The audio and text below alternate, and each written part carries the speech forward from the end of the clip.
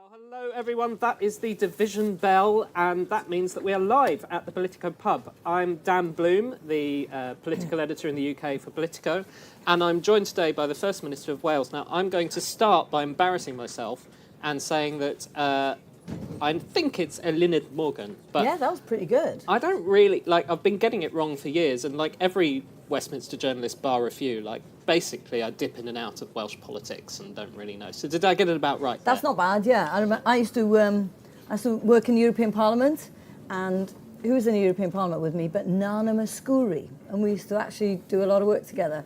And she left at one stage, and then she did a concert in Cardiff, and I asked if I could meet her behind afterwards, and she made this big announcement from the stage, and she said, "Please come and see me, my great friend. I truly believe that if it were you and me running the world, there would be peace. So please come and see me, my great friend, Eluned Morgan." So she had never learnt to say her great friend's name. So you did quite well there, Dan. Is that the worst pronunciation you've ever had? Or That is wasn't good, but worse? yours wasn't bad, to be fair. Okay. You've been at conference. You're heading back for First Minister's questions tomorrow. That's right. About a 4-hour train journey, I think. That's you right, said.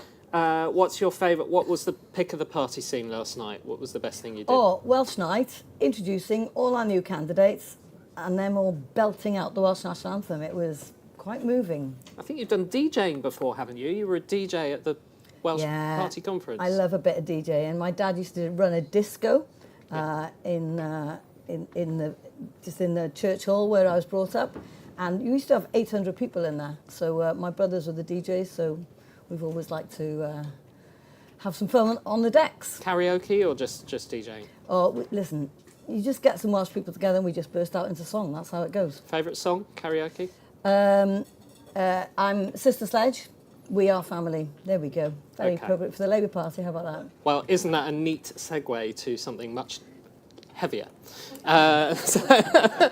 So I'm sorry to do this, but it would be remiss of me not to ask. I was looking at the polling in Wales recently. Plaid, 30%. Reform, 29%. Labour, 14%. This was a party that we were talking at the beginning of the year of being in a three-way fight in the Senate elections with Plaid and with Reform. What happened? Well, look, it's a poll. We take the poll seriously. I think we have got to take the threat seriously. And but, you know, they change. You think about where we were a year ago. We were riding high. So there are several months to go before the elections. We've got work to do. We recognise that. We've got to remind people of what we've done for them, what's at stake when it comes to the elections. You know, we're living in an age of instability. I think, you know, what people don't want is more division, and what Reform offers is division. What Plaid offers is division. You know, we're there to try and pull communities together to make sure that we are serving the people of Wales, as we have done, making sure their public services are running for them in an age where there's a lot of challenges going on. It's really grim, though. I mean, clearly a lot of these people aren't listening to what you're saying on this, because one of these projections has Labour winning sort of 11 seats out of 96. Fundamentally, who do you think this is down to? Is it down to you, or is it down to Keir Starmer? Look, I think we in Welsh Labour have got to take our share of responsibility, and we will be reminding them between now and then what we've done for them and how we have charted our own course. You know, we have the Red Welsh Way in Wales, where we try and make sure we're responding to the unique needs of Wales, the historic traditions that we've built on. We've had, you know, Bevan really just demonstrating, not just for Wales, the kind of community spirit. The NHS was born out of that. You know, the way we do things is slightly different. We've led the way on so many things. Been interesting today, there's talk about this youth guarantee, for example. Well, we've been doing that. We've been doing that already. We've led the way. We led the way on free school breakfast. You know, they're having a party about that in UK at the moment. That's wonderful. We've been doing it for 21 years. We now have free school breakfast in every primary school in Wales. So, you know, we charter our own course. We do it our own way. People, I hope, will recognise that those things that are there for them today may be gone tomorrow, we need to remind them of that, but also obviously to offer a vision for the future. And what was great last night is that we had all these new, enthusiastic, driven candidates. And what we are going to see is almost half the Labour group leave. And that's because most of them are pensioners. So they've been there for a long time. And I think that fresh injection of ideas, of enthusiasm, of blood, all of that, I hope is going to transform where we go in future. So you're saying that the Welsh Party has to take your share of what's going on here. We've got the Caerphilly by-election. It's later. I can't remember if we're in October yet, but it's about a month away, right? What are you that's not going terribly well by the looks of things. If you lose that by-election or lose it badly, what does that mean for you as First Minister? Look, you said that about Hamilton. You said they weren't going to win in Hamilton. Let's wait for the result. You think you can win it? Well, look, we're taking it very seriously. We are, throwing everything we can at it. There are issues. We need to make people recognise. They want to talk about immigration. It's not on the ballot paper here. That is not what we're discussing here. So we need to make sure that people realise, if they are upset about various issues, that is not a vote for reform is not going to help in this by-election. I wanted to ask you about immigration, actually, because you heard Anna Sarwar being asked about this as well. The party, is the National Party, Keir Starmer, has taken, a bit of a tilt now towards attacking reform, right? And you called them, I think, in your speech, charlatans, vultures, that kind of thing. Are you kind of relieved that Downing Street is finally doing what you want to do? No, listen, we've got to attack reform. I think it's really important that happens. And I think it's also important that we're true to our values as well when it comes to immigration. I think we've got to recognise the massive contribution that immigration has made to this country. In the area where I represent, almost 50% of the doctors and dentists have been trained overseas. Now, this isn't something you mess about with. You start, threatening them with deportation, you've got a major problem when it comes to public services. So, that's not where we're at. Clearly, there's an issue with illegal immigration that we're all keen to address, but that is not on the ballot paper in May, not for Scotland, not for Wales. Are you worried about tightening up indefinite leave to remain? Because that's what the government's talking about today, the UK government. Look, I do think that people should contribute. I don't think that's true for immigrants. I think it's true for everyone. Our social welfare model is built on the assumption that those who can contribute should contribute. And I do think we need to make sure that is true for the whole of society. But should that be the same contribution for the whole of society then? Because what we're talking about here is doing community service to prove that you can get your indefinite leave to remain that people like you and me wouldn't need to do. Look, I think what needs to happen is that we get people to contribute, ideally through taking jobs. That is how we'd like them to contribute. We need to equip them with the means of being able to contribute. So I think that's been quite interesting. Back to that youth guarantee. What's interesting, which is why we were quite clear when it came out to the approach to the welfare cuts that was initially set out, what we had learned is that you have to stand by people to get them into work. That's what success, that's how you breed success. And our youth unemployment rates are lower than they are in England because we've done that standing by people to get them into work. So just cutting benefits without giving them the support to get them into work, that is not going to change the dial. I'm hearing everything I'm asking about is sort of things that might be points of difference with the Westminster government. I can see you're very careful not to kind of pull out those points of difference too much. Do you think that that's potentially dangerous to you? You need to show, the whole Red Welsh Way thing was about showing that you are different to Westminster.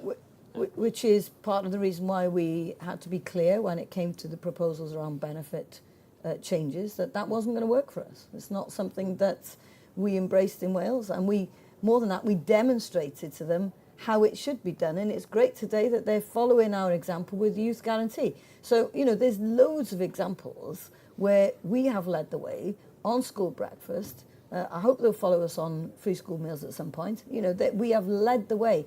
We're the only country in the world with a law that protects future generations. So every time you make a new policy in Wales, you have to think about how that's going to impact on the future. So, that's unique globally. That'll be something that Keir Starmer might like to pick up as well. So we do things our own way. We are also the only part of the United Kingdom where we have social partnership written into law. So you have to work with trade unions, with businesses to develop policy. So, again, something that is not done everywhere in the United Kingdom. It's law in our country. This is the Red Welsh way. It's important that we demonstrate we do it our way.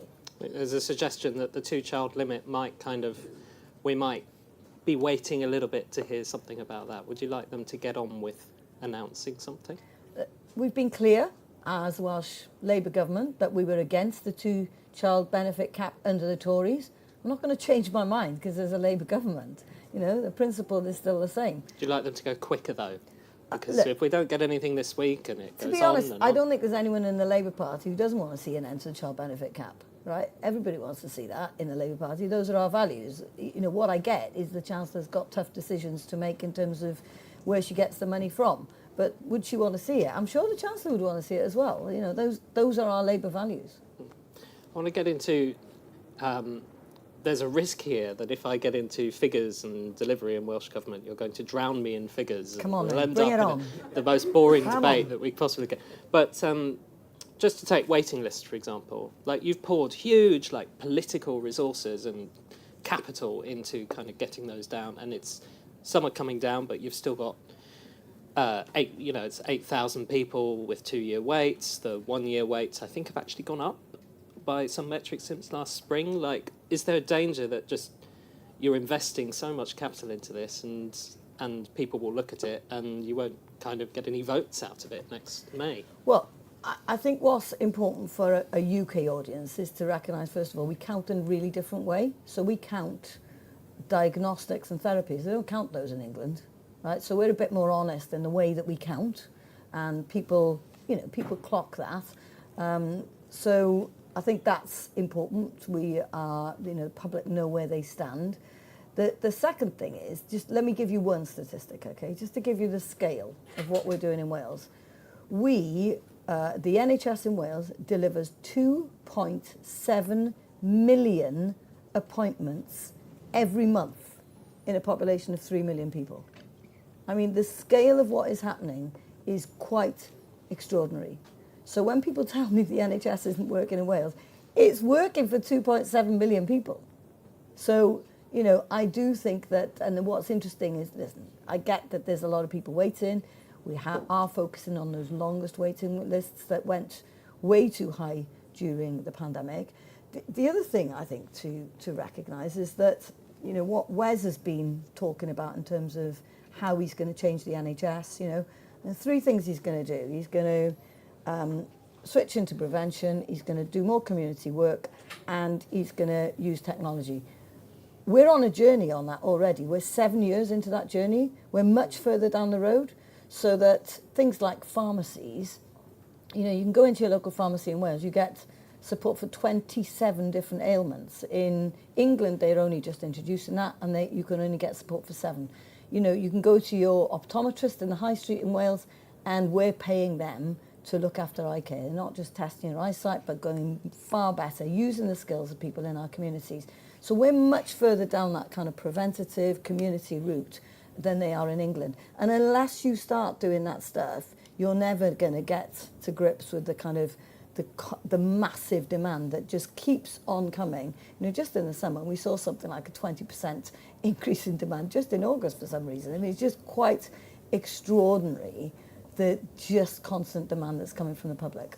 I want to talk about Plaid briefly. You've worked with them before. It's part of how government in Wales works. I assume I'm not saying anything controversial to assume you could potentially work with them again. That's a short answer. Well, look, I mean, we have got a system And it does seem anathema to the kind of UK government way of doing things. You know, our system is built so that you have to, you know, we've never had a majority in Wales. I mean, people just assume that we have.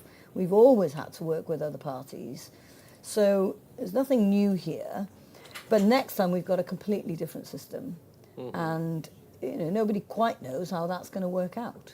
But obviously there'll be people we will not be working with, and I think that's more important to underline that. But the thing is, and that's reform. Yeah. Just to put it on the record. Yeah. You look at the Lib Dems, what happened to them when they went into coalition as a junior partner. So what the polls are saying at the moment is Labour could be a junior partner to Plaid.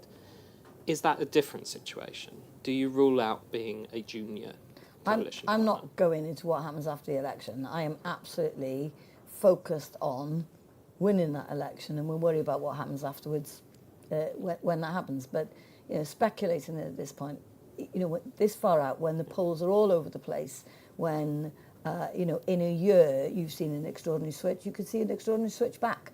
So why would I go into speculating about what happens after the election? I do think, though, the polls are so bad, and, you know, you're talking about kind of pretty apocalyptic stuff where you could lose your seat or what have you. I just, on a personal level, like, how do you feel about it? Does it, I don't know, does it keep you up at night? Look, there's definitely a weight of responsibility if you're running a country. There's no question about that. And I am aware that, you know, you're talking about the most successful democratic political party in the history of the world. That's what Welsh Labour is. You know, we've been winning for 103 years. We've been running the Senedd for 26 years. That's an extraordinary record. So yeah, I'm very aware that that, you know, I want to maintain that success rate, and I'll be doing everything I can. And obviously, I'll be asking for support from the wider UK Labour family in terms of trying to make sure that that is the case. Losing sleep, or are you not that kind of person? Look, I'm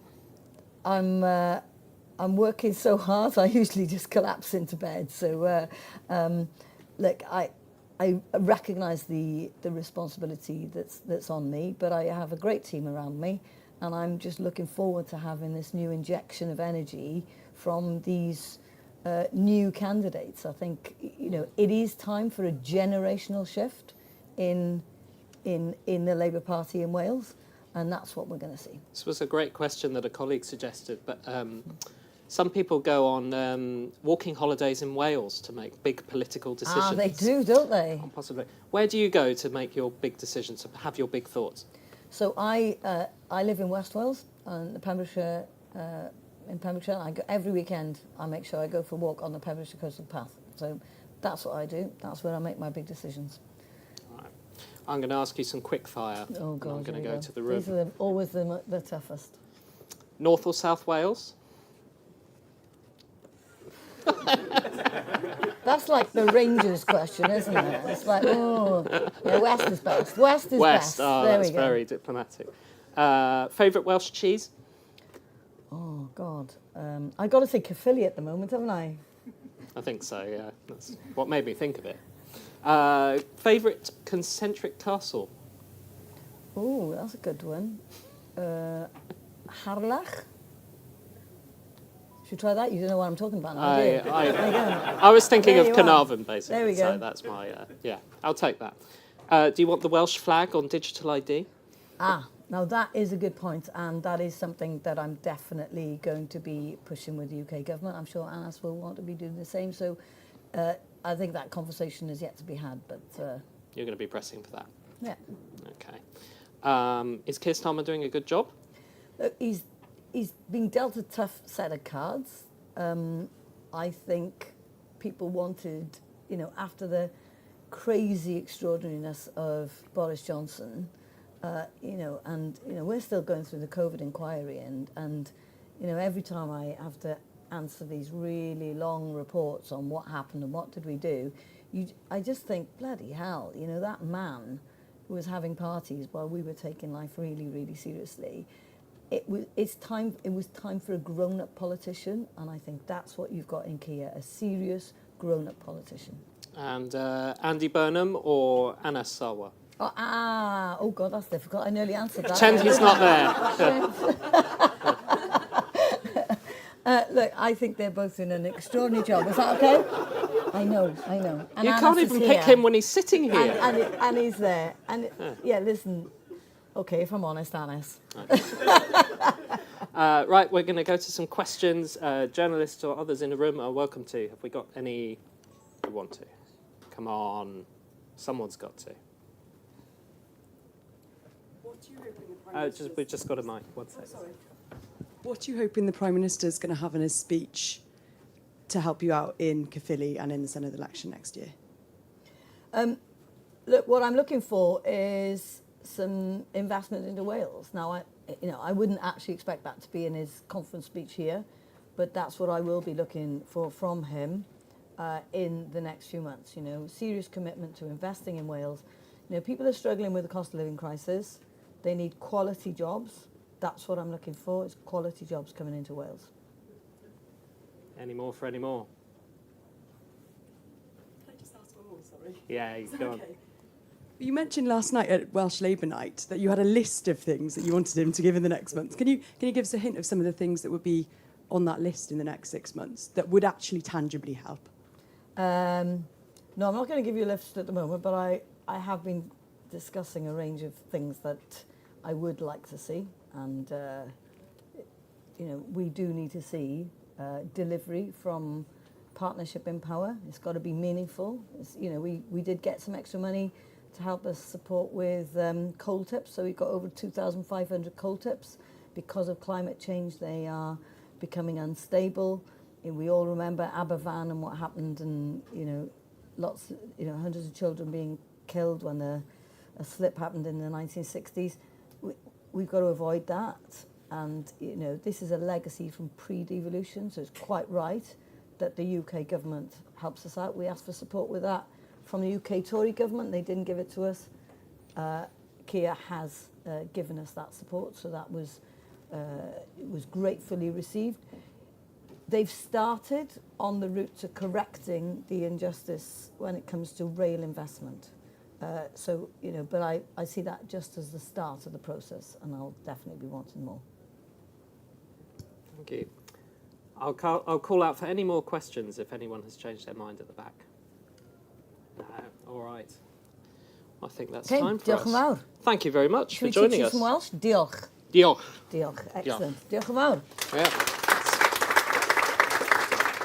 So thank you very much. We will be at 2 o'clock with the digest of the Chancellor's speech. You can watch the Chancellor's speech here in the pub at noon, and then we have Rain Newton-Smith of the CBI and Paul Novak of the TUC at 2 o'clock. So join us then. Cheers.